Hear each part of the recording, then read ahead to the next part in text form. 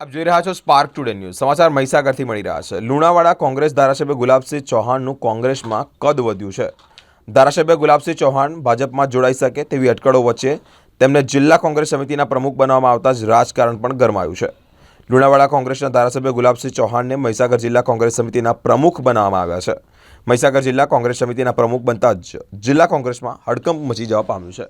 આજે સવારથી મીડિયામાં જે વાતો ચાલી રહી છે કે ગુલાબસિંહ કોંગ્રેસ છોડીને ભાજપમાં જોડાવાના છે, આ વાત તદ્દન વાહિયાત છે, વાત ખોટી છે। હું ક્યારેય કોંગ્રેસ છોડવાનો નથી અને કોંગ્રેસમાં જ રહેવાનું છે। આગામી લોકસભાની જ્યારે ચૂંટણી આવી રહી છે એને લઈને પણ કેટલીક અફવાઓ ફેલાઈ રહી છે, એ બાબતે શું કહેશો? મીડિયામાં જે વાતો ચાલી રહી છે કે ગુલાબસિંહ કોંગ્રેસ છોડીને લોકસભાની ચૂંટણી લડશે, એ વાત તદ્દન ખોટી છે।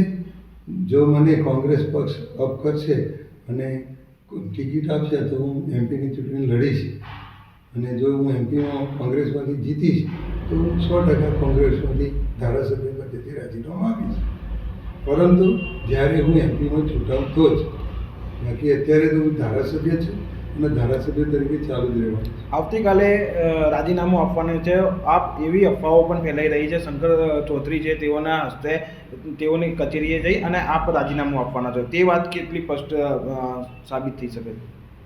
મારે કોઈની સાથે એવી વાત થઈ નથી અને હું રાજીનામું આપવાનો જ નથી।